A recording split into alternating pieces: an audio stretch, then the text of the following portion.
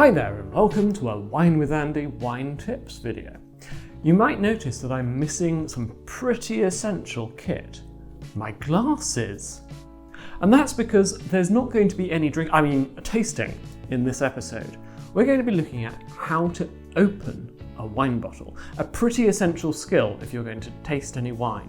So I've got 3 bottles here. 2 of them are cork bottles, and one of them's a screw cap. That's pretty much the main types, other than the sparkling bottles, but we're not going to be going into that detail today.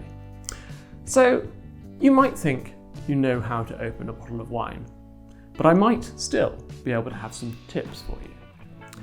So let's take this one in the middle to start off with. This is a bottle of wine that has a cork in it, but it also has a foil capsule around the top.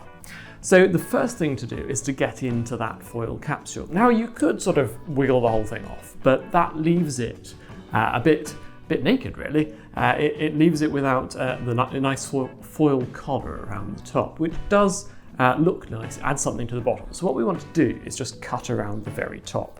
Now I use one of these waiter's friends style corkscrews, and with the sort of multiple levers here and the little corkscrew here. And another good tip if you're looking for a corkscrew is make sure you get one with this sort of curly spirally worm rather than the screw thread looking thing that's got a solid pokey bit through the middle, because that style can split the cork, whereas this style is much better at keeping the cork intact.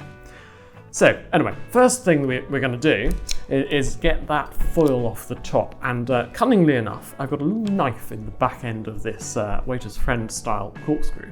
So what I'm going to do is there's this sort of little bulgy bit on the top, just around the top here. And what I'm going to do, I'm going to put the point of my knife into the sort of corner between the side of the bottle and the top of that bulgy bit, and just press it in so that it cuts through the foil there. I'm going to use my thumb on the other side of the top there to give myself a bit of leverage, and I'm going to drag that knife around to make a nice clean cut all the way around the bottle, and then that foil comes off nice and easy. There we go. So next step, of course, is to get that cork out. Well, that's fairly easy, of course. I've got my corkscrew. I'm going to dig that worm into the top there, just get it started, push it in, and then I'm going to turn it so that it goes in nicely. There we go. It's going down. And then I've got my double lever thing here, which makes life a bit easier. So I'm going to use the shorter lever first to lever it up the first bit of the way, and then I'm going to open it up again, and I'm going to use the longer lever to get it all the way out. Simple. There we go. Nice and easy.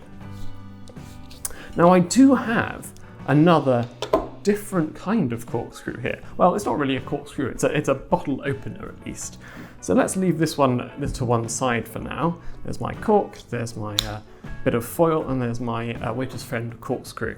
So this one is not a waiter's friend, but a butler's friend. And it's actually the mechanism, as it were, is inside this little cap. So I'm going to take that off so you can see. So what's there is there's 2 quite thin, slightly curved bits of metal that you can use to put down the sides of the cork. One of them's a little bit longer than the other, so you can get that in first. And the reason this is called a butler's friend is because you can get the cork out using this without leaving any marks on the top, and there's no hole made, no puncture like there is with this screw. So you could secretly, as your guise as the butler, you could secretly open a bottle, take a few swigs, and put the cork back, and nobody would be any the wiser really. So how you use this one is you get your wine bottle. Of course, I've already removed the foil cap from the very top of this one, and then we're going to carefully put the longer bit of this down one side, get it started, and I'm going to put the shorter bit on the other, and then you sort of wiggle it back and forth. Ooh, there we go.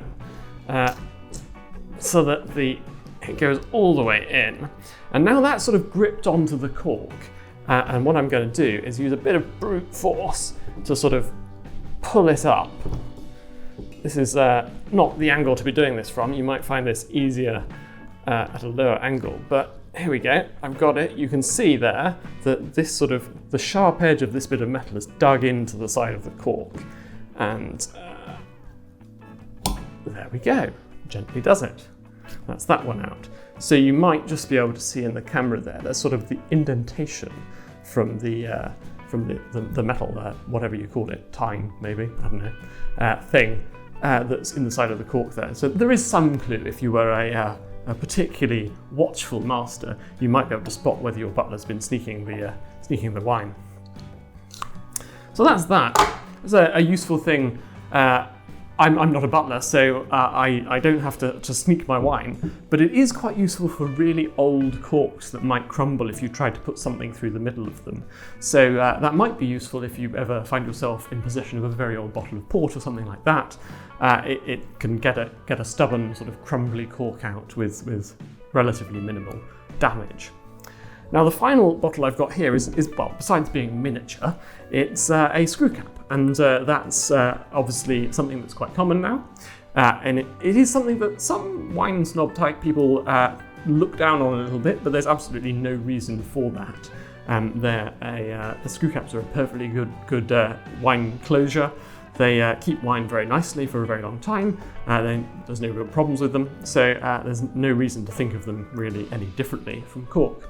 And of course, they do have the one advantage over cork, that your wine is not going to have cork taint, because there's no cork with the sort of the fungus and the chemicals that cause that off flavour to create that. So you're much less likely to get cork taint in a wine with a screw cap. There is a very slight chance that you might, because the same chemicals and same sort of fungus can sort of infect or sort of affect the wine at a different stage of the winemaking process. So there is still a chance that you might get that sort of weird cardboardy off flavour, but it's very, very, very unlikely. Anyway, top tip for opening a screw cap bottle.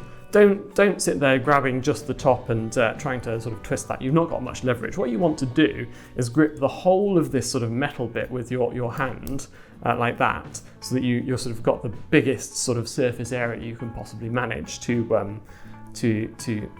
grip onto the top with your hand. And then rather than sort of holding up the top here to try and get some leverage, hold the bottom of the bottle.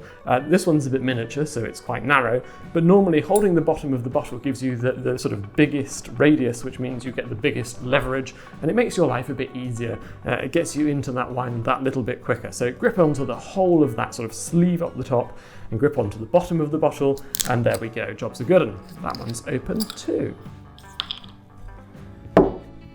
Well, that's all of the wine I've got to open, so I guess that must mean it's the end of this wine tips video on how to open wine.